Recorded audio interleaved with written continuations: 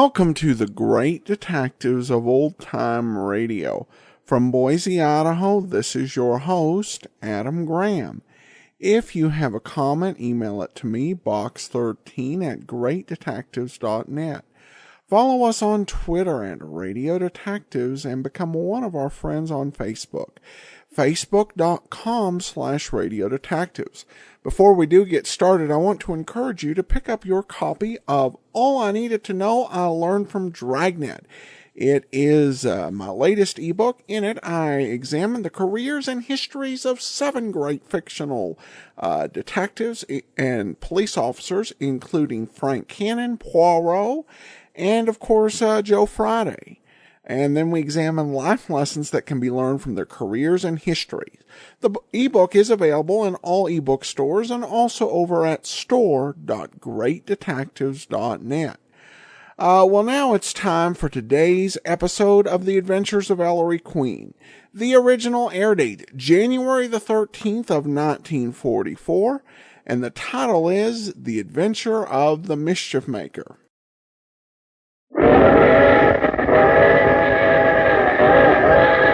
Here she comes, ladies and gentlemen, the Bromo Seltzer Special.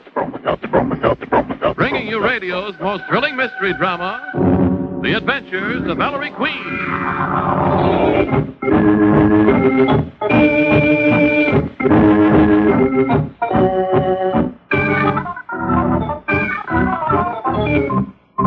Tonight, the makers of Bromo Seltzer bring you another thrilling adventure with Ellery Queen, the celebrated gentleman detective in person. Ellery Queen invites you to match wits with him as he relates another story of a crime he alone unravels.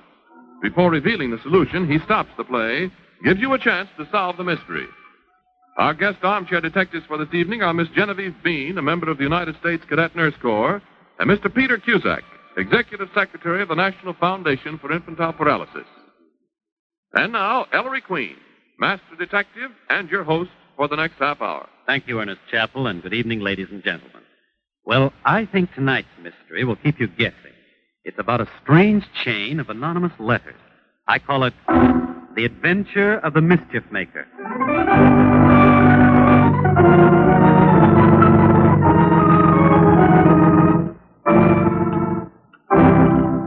Hubert. Hubert. Yes, my dear? Put that newspaper down and finish your breakfast. Oh, yes, of course, dear. Bloat is jolly good this morning. My dear, for an American, you really perform miracles with a bloater. For an American... Hubert Lester, you've been in this country long enough to stop being so patronizing. Now, Pet, I wasn't being anything of the sort. I suppose I ought to get down on my knees to you because you deigned to marry an American girl. I wouldn't put it that way. Married 4 months. Already you're reading newspapers at my breakfast table. But, darling, I was merely looking up the situation in tea. When Sir Eustace sent me here from London to take charge of the New York branch of Spofford Tea Limited, he said to me, Lester, old chap, he said... Looking up the situation in tea, were you? Mm-hmm. You were looking up that movie star's photo, that's what. That hussy with the legs. My love, I just happened to glance at it in passing. Seems to me you just happened to glance at an awful lot of females, Hubert, since we've been married. Oh, what utter nonsense, my dear. And even if I wanted to, which is rot, of course, you know I couldn't risk the scandal, my dear. I'd be given the sack, you know. Sir Eustace won't brook the least breath of scandal. What about you and your secretary? Me and my secretary? That spindle shanked weather-beaten antique, my dear. Now, really, sweet. Well, maybe I'm wrong. Eat your bloater, dear. Of course, darling. Oh, by the way, what was that letter that arrived in the Morning Post for you? This letter? Addressed to Mrs. Hubert Lester, 230 Hatton Avenue, New York City. Well, whoever wrote it certainly ought to fix his typewriter. Broken letters, out of line, some all smudgy. Well, who's it from, Pet? Let's see. Mrs. Lester. Your husband, Hubert, is... I knew it. Huh? I knew it. Hubert, this proves it. Proves it? Proves what? You snake. You worm. You... I need to say, but here, let me see that. Your husband is in love with his secretary. He is leading a double life. Signed, a friend. But I mean to say that... Shank. Weatherby. But, my love, you don't put credence in gossips who don't even sign their names. I scarcely know what my secretary looks like. Oh, I'll bet. Now, darling, I give you my sacred word. Your sacred word. Out of my way, you Judas. But, Pet, where are you going? I'm going to Reno. Two-time a respectable American girl, will you? For Hubert Lester, I'll get a divorce from you so fast that precious Sir Eustace of yours will think his New York representative was tarred and feathered and boiled in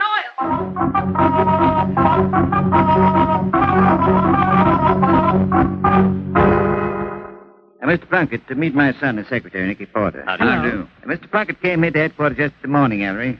He's back this morning for a report. A report on what, Dad? My son's a sucker for screwy cases, Mr. Plunkett. Tell him. Well, Mr. Queen, it's sure a Lulu. Here, read this letter that come yesterday morning. Read it, Nicky, aloud. Goodness, what a bad machine this was typed on. Broken letters, dirty, out of line. Never mind the typing, Miss Porter. Just read it. It's addressed to the president of the West Side Bank, 315 Hatton Avenue, New York. It says, Dear Sir, the rent collector for your bank, Ethan A. Plunkett, is a thief.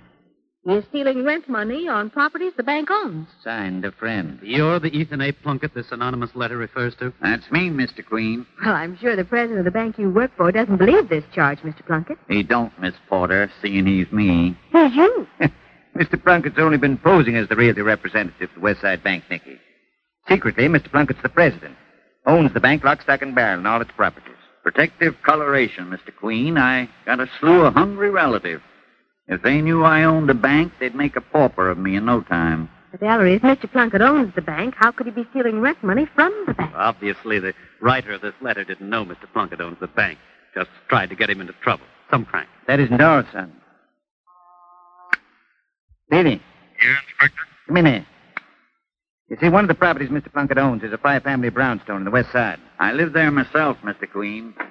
Oh, Davy. Yeah, Inspector. Tell Ellery what you found out at Mr. Plunkett's house. Oh, that cockeyed kiss. You see, Maestro, the inspector sent me over to 230 Hatton Avenue yesterday to see if anybody else living there got one of these letters signed A. Friend. Someone else got one, Sergeant? Yep. One of Mr. Plunkett's tenants and neighbors there is people named Lester. Mrs. Lester's hitched to this Hubert Lester, a British who's been in this country around 6 months. The playboy type. I mean, he'd like to be. I know. A friend wrote Mrs. Lester that hubby's being untrue to her. On the nose, Nicky. So Mrs. Lester packed up, and now she's heading for Reno. Five-family house, Mr. Plunkett, who were the other tenants at 230 Hatton Avenue? Well, there's Miss Bertha Lamb, an old maid. And a bachelor named Hodge, Lewis Hodge. And a family named Drayton, husband, wife, and 15-year-old daughter. Drayton's a psychiatrist. Mr. Plunkett, Mr. and Mrs. Hubert Lester, Miss Bertha Lamb Spinster, Mr. Lewis Hodge Bachelor, and Dr. Drayton and family. I've got it all down, Ellery. Fine, Nicky.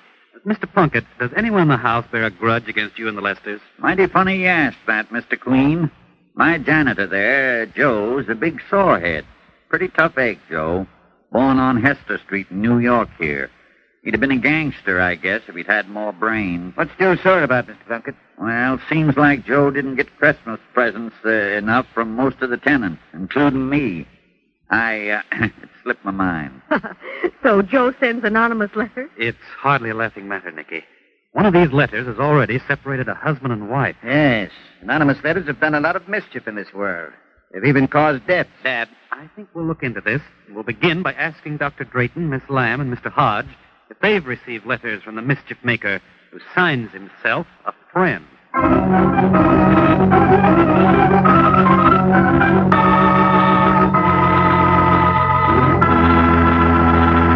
And there, ladies and gentlemen, you have the beginning of our mystery. We'll be back in just a moment to tell you more. But first, Ernest Chappell. Oh, for the life of a fireman. Bells clanging, men sliding down poles, fire trucks racing through traffic. Nothing but thrills and excitement. Oh, but that's not the way Mr. Thomas Byrne of Elmhurst, Long Island tells it. He writes, We're called out on the average of twice every day. Some of the fires don't amount to much, but when we get in on a real blaze, then I've got to be quick on the trigger, ready for anything.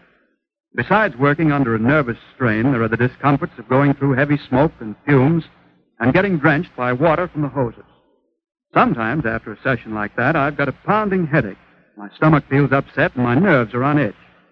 But I can count on Bromo Seltzer to help me feel better fast. A great many of us down at the firehouse keep a bottle of Bromo Seltzer in our lockers all the time. and that's a mighty good idea for everybody. So, friends, tomorrow, get a bottle of Bromo Seltzer for your medicine chest. Then the next time you're suffering from a common sick headache, you'll know where to go for quick, effective relief.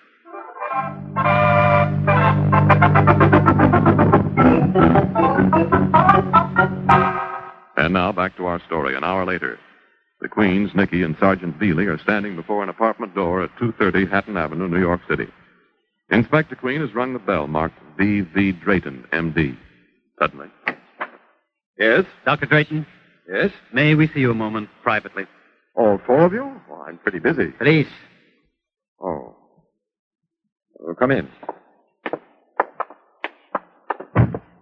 Sit down, please. Thank you, Doctor. Now, what's the matter? Dr. Drayton, we're investigating a slight case of anonymous letter writers. Anonymous Oh. Two people living in this house got anonymous letters yesterday morning. Did you receive such a letter, Dr. Drayton? Yes, I did. Mm-hmm. Let's see it, Doctor. Very well. Here. Same broken type, out of line, smudgy. Typed on the same machine as the other two. Dr. Drayton, your 15-year-old daughter, Sissy, is in serious danger. Take a tip from friends. Dr. Drayton, why didn't you report this to the police? Your own daughter in danger. Nonsense. My wife was frightened, too, but as a psychiatrist, I'm quite familiar with anonymous letter writing. Really, Doctor? You mean it's a psychopathic manifestation? Very often. We call it anonymous graphomania. It's a form of hysteria. Not a crime or a prank, but an illness. The writer of this letter is probably a neurotic, maladjusted, emotionally unstable individual whom it would be criminal to prosecute. Well, I've handled lots of them. Very interesting, Dr. Drayton. Haven't you found that anonymous letter writers are often of a certain type, age, and sex? Well, yes. What type, Ellery? I'm sure Dr. Drayton's more competent to explain. If it's a case of true anonymous graphomania, why, the writer is often an adolescent. Of which sex, Doctor? Female. Neurotic, adolescent, female. Why is it that every time something bad happens, men blame women? I'll bet just as many nasty boys. Nicky, Doctor, we'll keep this letter if we may. I'd prefer... Yes, of course. Good day, Dr. Drayton. Good day. Thanks, Doc. Good day. Say, you know what I think? Not yet, Sergeant. So that's letter number 3. Dad, let's call Miss Bertha Lamb, spinster, and see if she's got number 4.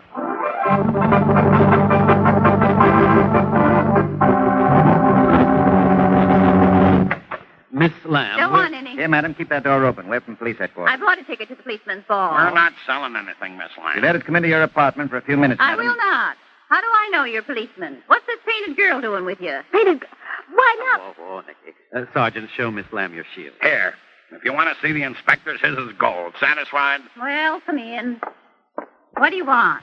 Have you received an anonymous letter, Miss Lamb? Anonymous letter? I should say not. You haven't. 3 of your neighbors have received such letters, Miss Lamb. Well, considered my neighbors, I'm not surprised. You take the Lesters, that Englishman, and his vulgar American wife. She's a nasty woman. And as for her husband, you just let me catch Mr. Hubert Lester making eyes at me. At you, Miss Lamb? Well, he better not. I have the blood of American pioneers in my veins. What about Mr. Plunkett? That awful Yank rent collector? He lives in one of the apartments, so you'd think he'd see to it my bathroom plumbing's fixed. But not Ethan Plunkett. Why, from the way he won't spend their money, you'd think he owned the bank. Yeah, wouldn't you? And Dr. Drayton and his family, Miss Lamb. Oh, horrible people. Mrs. Drayton's an absolute pill. Comes from the Midwest somewhere. Always knocking New York. And Dr. Drayton, they're both from the same hometown. Why, he ought to be rolling pills back where he come from. And nosy? I don't know how many times he's asked me about my dreams. I could tell him your dreams, Lammy Pie. Painted girl. Miss And Lamb, that 15-year-old daughter of theirs, Sissy. If ever I saw wound in my life, that child is one. Absolutely weird. Very homely. Wears thick glasses, stays home all the time, reading nasty books. I tell you, that girl gives me the shivers. What do you if give ask her? me, I Miss think Lamb. the only person in this entire house fit to be a decent person's neighbor is that grand Mr. Hodge. So nice. A bachelor, you know. Keeps to himself, poor man. So shy. Thanks. You know, I've often wondered why... Well, thanks, Miss Lamb. We've got to be going. But let me tell you about Mr. Hodge. He never throws wild parties. Let's go, for Pete's He's sake. a perfect gentleman, so I know that he would... So Miss Bertha Lamb didn't get a letter. interesting. Let's see if her dear Mr. Hodge did.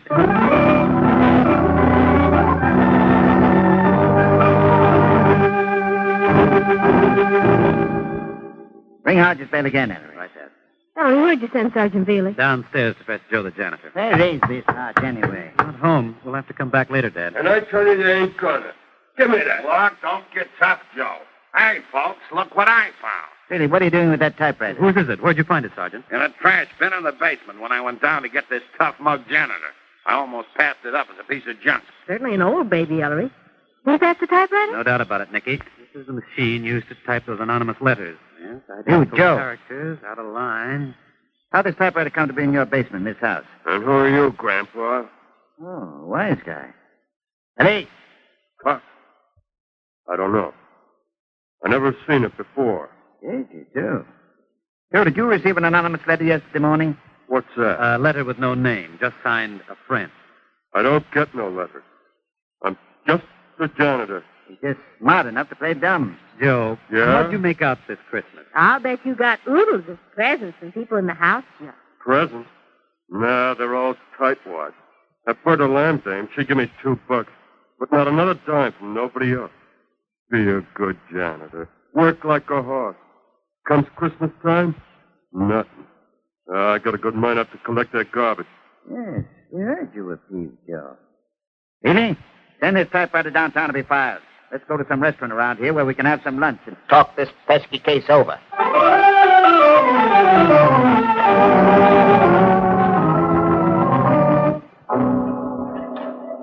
Oh, here's Sergeant Bealey back. Phone headquarters, Sergeant. What's your report, Daly? That's like Ellery figures, Inspector. The boys didn't dig up a single other letter signed A friend anywhere else in the neighborhood. And now let me eat with you. Only the tenants at 230 Hatton Avenue got anonymous letters. Well, son, with the typewriter found in the basement of the house where the writer tried to dispose of it, and the basement being accessible only to the tenants. Yes, Dad, it means that the letter writer is one of the tenants of 230 Hatton Avenue. Think that somebody go to all that trouble just maliciously to make mischief. Well, how do we know? Maybe he's only making it look like crank stuff. To hide some other motive? Could be, really. Oh, say, there's Mr. Plunkett just walking in. Mr. Plunkett. Eh? Oh. Hi, folks. Hi, Just come in for some lunch. My bank's just on the next block, you know. Well, find out who's writing those letters, Inspector? We're still working on it, Mr. Plunkett. We haven't even been able to see all your tenants at 230 Hatton Avenue. Lewis Hodge didn't answer our ring. What do you know about Hodge, Mr. Plunkett? Nice fella, Mr. Queen. Quiet, minds his own business. I wish all my tenants was like that fella Hodge. I wonder if he got one of those letters. Hodge? Of course he did. He did? Oh, is that so? Didn't I mention it? Thought I did. Must be getting old. How do you know Hodge got one of the letters, Mr. Plunkett? Because I saw it in his letterbox yesterday morning with my own eyes, Inspector. Couldn't mistake that typewriting. Same's on the envelope I got. Then, of course, you don't know what it said, Mr. Plunkett. What's Lewis Hodge do for a living? Nothing right now. Fact is, he's behind in his rent. Only last week I said to him, Mr. Hodge, I ain't a man to kick a fellow when he's down. Good Lord. Ellery, what'd you jump up for? What's the matter, son? Hodge out of work, behind his rent, facing eviction, and received one of those mischief-making letters yesterday morning. Come on, Mr. Plunkett. We've got to get into Hodge's apartment at once.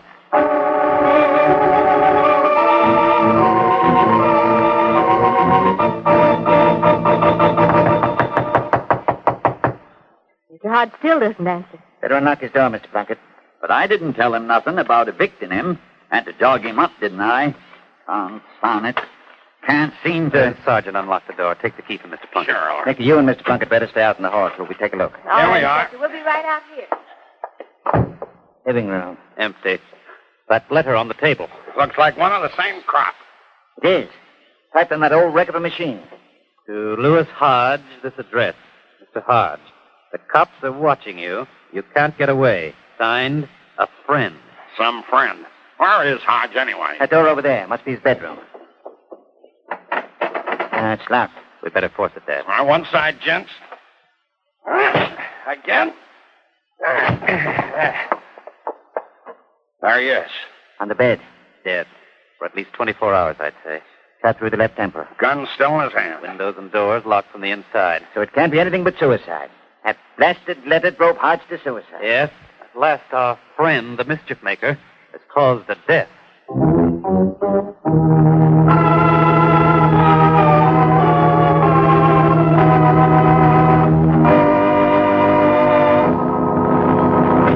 Ellery, What's up, Dad? taken us 2 days, but we finally identified Lewis Hodge. Identified him? Well, who was he? An escaped convict serving a life sentence for murder, born in Cincinnati and was doing his stretching in an Ohio pen when he managed to make a break.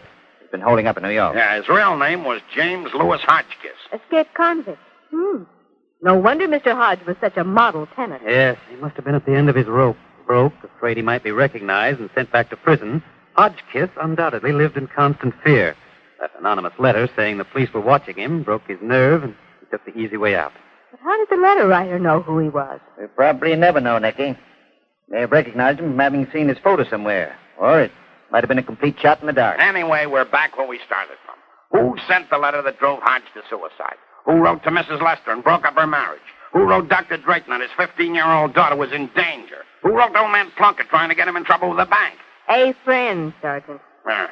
I think it's hopeless. Dad, have you got those letters on file here? Here, son.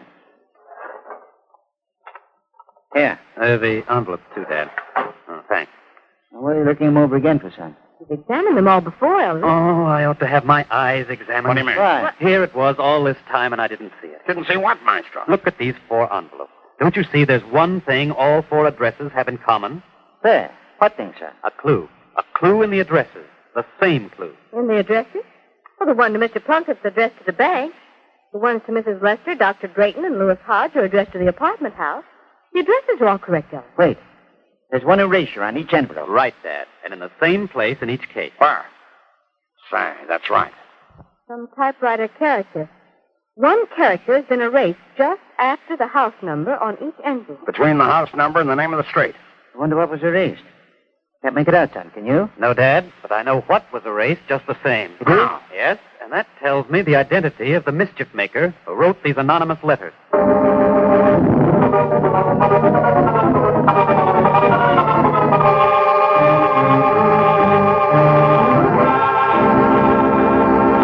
And there, ladies and gentlemen, you have the mystery.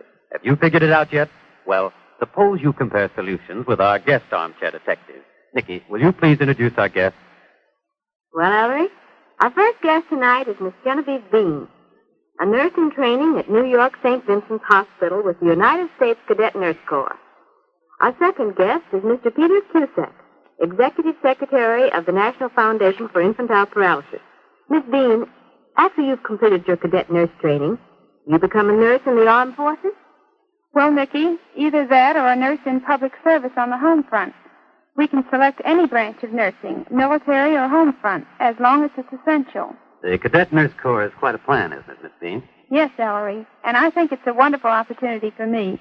I get a lifetime education free. How right you are. Well, Mr. Cusack, how's the March of Dimes going? Think you'll reach your goal this year? Well, frankly, Ellery, we don't set a goal. You see, our work in combating infantile paralysis is so vital to the welfare of American children that we can use every dime and dollar. It's a never-ending fight, isn't it? Yes, but one of these days we're going to wipe out the dread disease. And that day can't come too soon. But now, let's solve our mystery. Miss Bean, who wrote the anonymous letters? I think Dr. Drayton. And why do you think so? Well, because he hesitated so much in answering the questions and he didn't report his letters to the police force as the others did. Thank you, Miss Bean. Now, Mr. Cusack, who do you think wrote the anonymous letters? I think it was Dr. Drayton's daughter, Mr. Queen, who was described by Miss Lamb as being very weird. Mm-hmm. Why do you think that?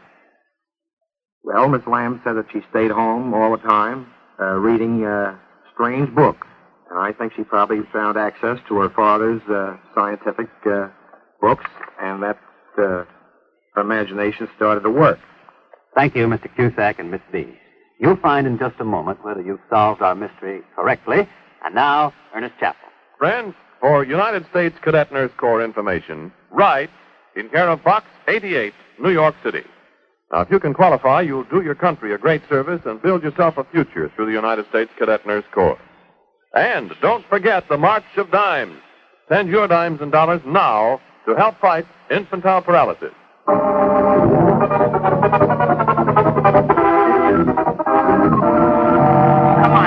All right. Let's have it. Wait. We know that the 4 anonymous letters all came the same morning. They must all have been typed at the same time. We also know that in addressing the 4 envelopes, the writer typed a single character of some sort between the house number and the name of the street. And that in all 4 cases, before mailing the letters, he erased that character. Now, what were those typewriter characters he put in and then took out? Were they different characters in each case? I'd say it was the same character in each case, because at least 3 of the 4 addresses were identical. And the erasure occurs in exactly the same spot on the 4 envelopes. Right, Dad. So it was the same character. Well, what character was it, Ellery? Let's figure it out together. What are the possibilities? Well, the erased character could have been a numeral. Like 1, 2, or 6. Yes, or it could have been a letter of the alphabet. Like A, B, or X. Right. Or it could have been a special mark. A dollar sign or a percent sign. Or any of the other special keys on a typewriter. Or finally, it could have been a punctuation mark. Now, the erasure in each case occurred just after the house number. Could the character have been a numeral? Oh, but that would mean that the writer originally typed the wrong house number, Ellery. One with 4 numbers instead of 3, like 2305 instead of 230. Exactly, Nicky. How could the writer have typed the wrong house number? We know he was someone in 230 Hatton Avenue. He certainly knew his own address. So the erased character wasn't a numeral. Was it a letter of the alphabet? Might have been. The erasures are between the house number and the name of the street, so they could have been a wrong letter to start the name of the street. Don't be a fool, Davy. If he knew his house number, then he knew the name of the street, too. Better. That's right, Sergeant. So the erased character wasn't a letter of the alphabet either. Well, it certainly couldn't have been a dollar sign or a mark like that. No, Nicky. A special mark in that particular spot and an address would make no sense at all. Okay, so the character erased must have been a punctuation mark. The same punctuation mark. But which punctuation mark? Well, Dad, do we use punctuation marks after the street number in an address? We? Who's we? We, the people. We Americans. Americans? Certainly not. You mean there's countries where they do? Yes, Sergeant.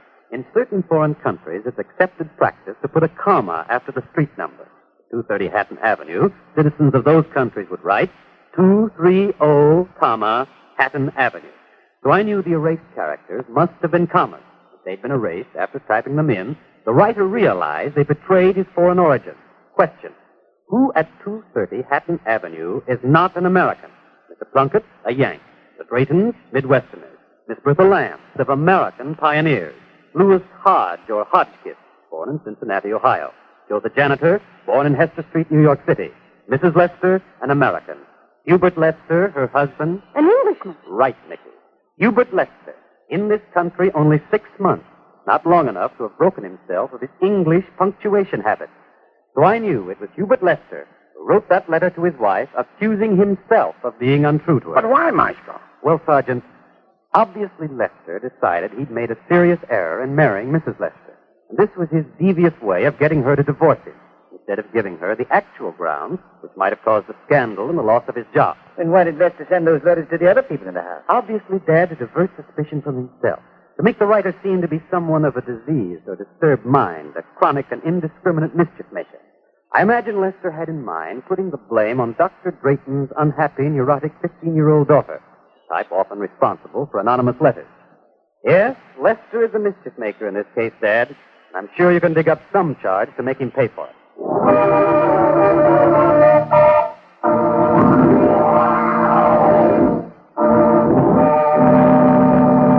And there, ladies and gentlemen, you have the solution to the mystery.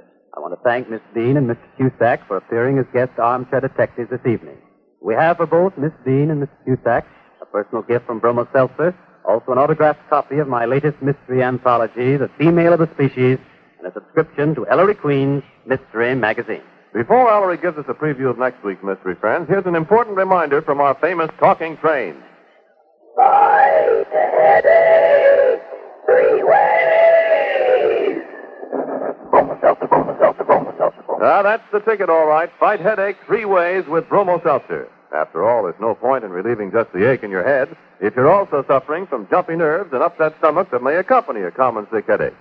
Bromo Seltzer, unlike some headache preparations, gives you the 3-way relief you want. Quick relief from headache pain, fast help for jittery nerves, quick help for upset stomach. Now, Bromo Seltzer is pleasant, easy to take. You can take it while it's still fizzing or after it settles down. Use it only as directed on the label. For persistent or recurring headaches, see your doctor. But when it's a common sick headache that has you feeling miserable, take this tip from our talking train. Fight headache 3 ways. Bromo Seltzer, Bromo Seltzer, Bromo Seltzer, Bromo. And now, Ellery Queen. Ladies and gentlemen, next week I promise you one of the most exciting and intriguing mysteries to date. I call it The Adventure of the Scarecrow and the Snowman.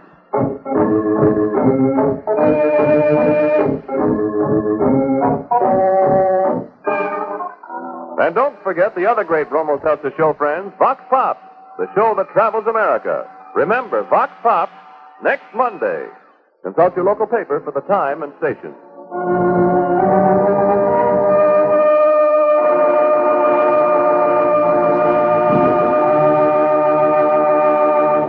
Music for The Adventures of Ellery Queen is by Charles Fall. This is Ernest Chappell reminding you to catch the Bromo Seltzer Special again next week, same time, same station. Fight a headache 3 ways. Bromo Seltzer, Bromo Seltzer, Bromo Seltzer, Bromo Seltzer, Bromo Seltzer. This is the National Broadcasting Company.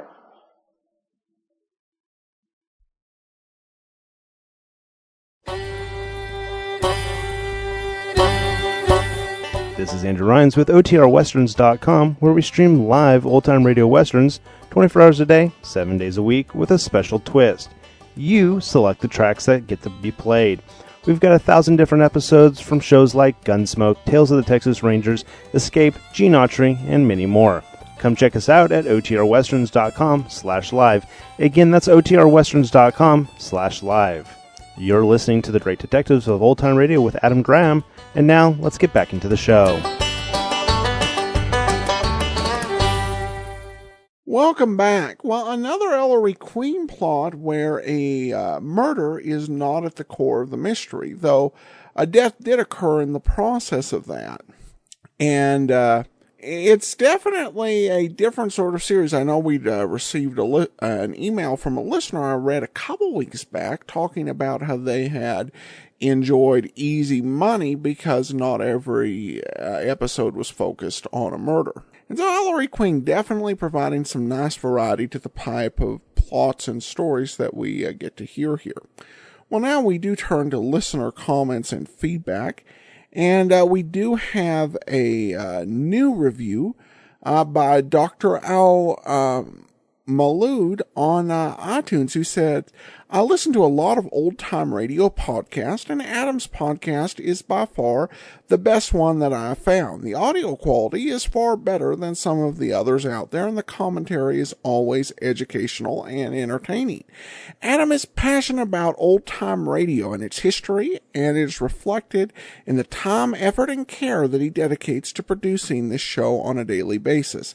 Adam, thank you for all the hard work that you put into this show and for taking the time to share some background on each episode and the characters in them. Well, thanks so much, Doctor. I do appreciate your kind comments. And that will actually do it for today. We will be back tomorrow with the adventures of Philip Marlowe. And be sure and listen in again next week for another episode of The Adventures of Ellery Queen. In the meantime, send your comments to box13 at greatdetectives.net. Follow us on Twitter at Radio Detectives. And become